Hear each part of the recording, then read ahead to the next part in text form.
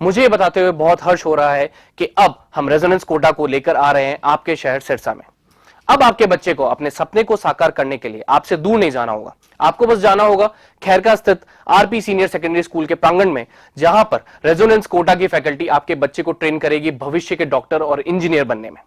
सभी प्रमुख परीक्षाएं जैसे JEE Main, JEE Advance, NEET UG, AIIMS, international olympiad, NTSC, KVPY, CA, CS, CMA, CLAT, Resonance ने गुणवत्ता और मात्रा दोनों में अच्छे परिणाम देकर खुद के लिए एक नाम बनाया है। अधिक जानकारी के लिए आप डबवाली रोड स्थित RP senior secondary school visit कर सकते हैं या कॉल कर सकते हैं नीचे दिए गए नंबर पर। अब होंगे सपने साकार। धन्यवाद। हमारी कोशिश ये है कि खेती बाड़ी के अंदर जितने भी जिसकी रुचि है वो इस मेले में भाग ले, और जो नई नई खोज, नवाचार, मशीनरी दुनिया में कहीं भी है वो हमारे हरियाणा के अंदर आए। दुनिया में अलग अलग बीजे हैं वो हमारे हरियाणा में आए। भाई आप एक चीज तो देखते हो, आप फसल बोते हो तो फसल बोने में आज बीज लगा दिया, टाइम तो लगेगा 3 महीने का, 4 महीने का काटने में।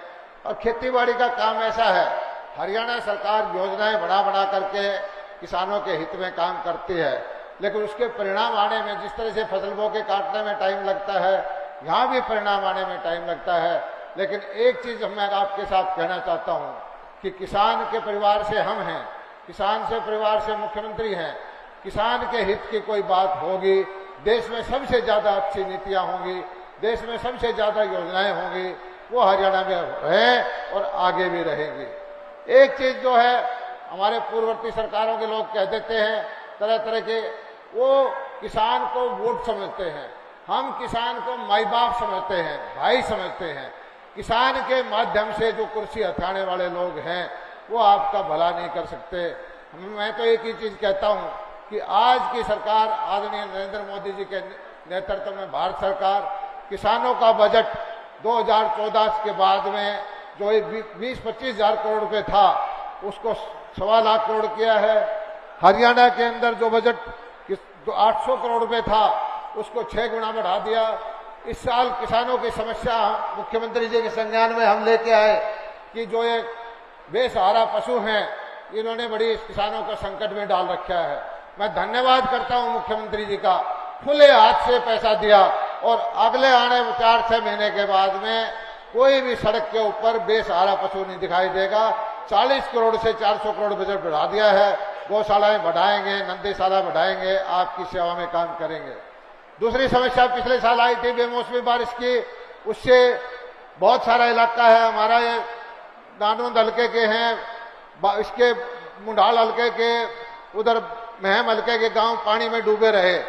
1 लाख एकड़ ऐसी जमीन थी जिसमें बिजाई नहीं हुई।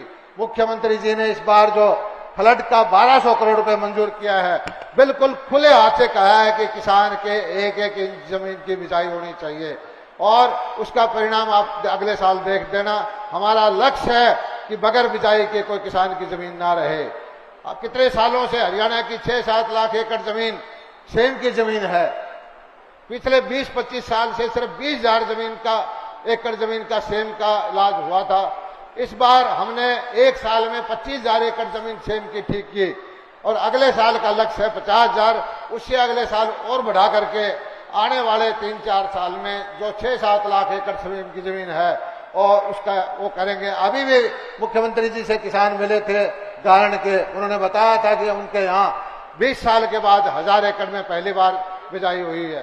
तो इस तरह की योजनाएं हम लेके आते हैं और मैं प्रधानमंत्री जी का धन्यवाद अदा करता हूं जिस तरह से उन्होंने बाजरा का प्रचार दुनिया के अंदर किया है। सारे दुनिया के राष्ट्राध्यक्ष को बाजरा के बिस्कुट, बाजरा के खाना, बाजरा की खिचड़ी ऑफर की जा रही है।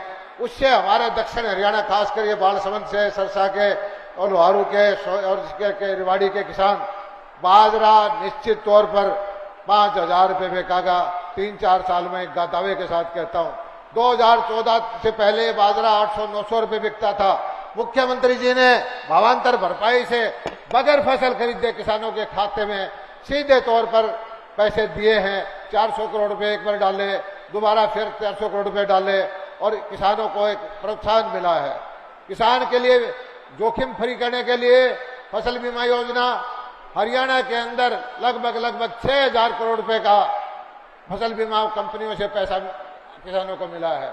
हरियाणा पहला प्रदेश है जहां कोई कंपनी कमा के नहीं गई, 500 करोड़ रुपए घाटे में चल गए। एक प्रचार करते थे कि किसानों को फायदा नहीं होगा, आज ये योजना स्वैच्छिक है, सारे किसान भाई इसके अपने आप बना रहे हैं।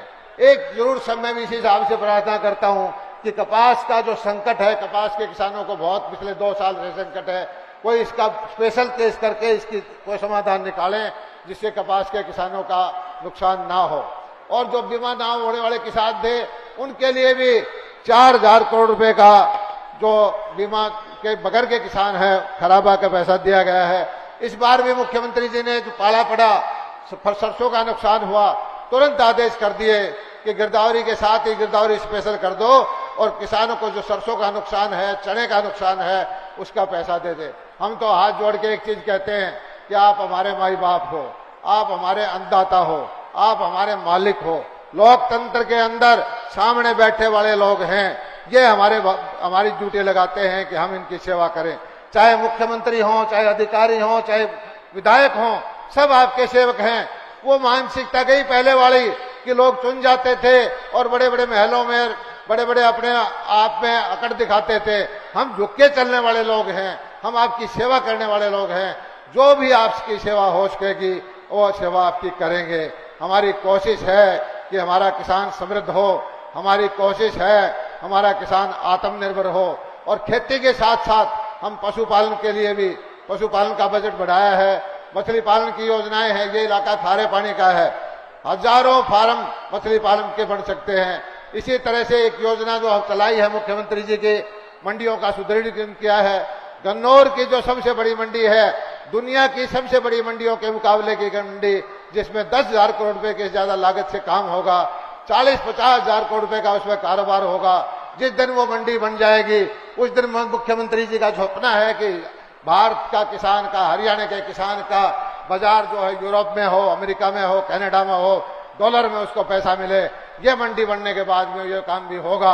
और यहीं से मुख्यमंत्री जी ने कहा है कि कार्गो का सामान ढोने वाले हवाई जहाज हिसार के हवाई अड्डे से ले जाकर सीधा विदेशों में उतारे जाएं। स्कीम बहुत है, इच्छा बहुत है। हम तो एक ही चीज कहते हैं कि भाई आपका आशीर्वाद चाहिए, आपका आशीर्वाद बना रहेगा तो सब चीजें ठीक होंगी। लंबा चौड़ा भाषण नहीं देना चाहता, बहुत लेट हो चुके हैं। मैं तो एक चीज कहता हूं कि आप जो है बताइए हमें कि किस प्रदेश में हमारे से अच्छी योजना है, किस प्रदेश में कोई अच्छी योजना है, उसको भी लागू करेंगे। और एक इस बार का जो कार्यक्रम है प्राकृतिक कृषि का, उस पर भी आपको ध्यान देना है। बीमारियां बहुत फैल गई, कैंसर की बीमारियां हैं और अत्यधिक ये जो फर्टिलाइजर, यूरिया और डीएपी डाल के, पेस्टिसाइड डाल के धरती खराब कर दी। आप चाहे 2 एकड़ में, 3 एकड़ में, 1 एकड़ में अपनी प्राकृतिक खेती करो, उसके लिए भी हम ट्रेनिंग दे रहे हैं। उसके लिए आपको ड्रम फ्री देते हैं। जो गाय पालेगा उसको 25,000 रुपये उसको सीधे खाते में देते हैं। और हमारी सरकार का मैं मुख्यमंत्री जी का धन्यवाद अदा करता हूं। सबसे अच्छा काम कोई किया है मुख्यमंत्री जी ने, आदरणीय नरेंद्र मोदी जी ने, कि किसानों के खाते में सीधा पैसा दिया है। ये एक जुल्म था किसानों के ऊपर कि फसल किसान की, खरीदार सरकार और पैसा तीसरा आदमी ले जाता था। आज मुझे खुशी है इस बात की कि हर साल 50,000, 45,000 करोड़ रुपया सीधा किसान के खाते में जाता है। आज आपको किसी व्यापारी के पीछे पीछे नहीं भागना पड़ता, व्यापारी आपके पीछे आता है। एक आपने समस्या देखी है कि सरसों की फसल आ गई। मैंने मुख्यमंत्री जी से प्रार्थना की है कि इसकी मंडी जो है जल्दी चला दें और हैफेड को हमने कहा है कि जल्दी से सरसों के भाव एमएसपी से नीचे हैं, किसानों को नुकसान नहीं होना चाहिए। और आपसे एक प्रार्थना और करता हूं मैं कि पोर्टल पे अपना एंट्री करवाएं। हम किसान, हरियाणा के खजाना हरियाणा के किसानों के लिए है। हरियाणा का खजाना किसी दूसरे प्रदेश के व्यापारियों के लिए नहीं है कि वहां की फसल खरीद के हरियाणा के अंदर पैसा ले जाए। इसलिए पोर्टल पे चढ़वाएं। हम ये सरसों का पोर्टल, गेहूं का पोर्टल फिर खुलवाएंगे। सब भाई इस पर रजिस्ट्रेशन कराएं, आपकी बढ़िया खरीद करेंगे। और मुख्यमंत्री जी ने तो यहां तक कर दिया कि जिस किसान के पैसा 72 घंटे में नहीं जाता, पिछले साल हमने 1 करोड़ रुपए से ज्यादा का ब्याज भी दिया है। और भी आपकी सुविधाएं देंगे। किसान का सशक्तिकरण, हरियाणा किसानों का प्रदेश है। किसान को ताकतवर बनाना, किसान को समृद्ध बनाना, ये हमारा ध्येय है। और आप लोगों से प्रार्थना है कि धीरे धीरे करके आप ये नीतियां अपनाएं, इनका फायदा उठाएं। बहुत बहुत धन्यवाद। जय हिंद, जय भारत।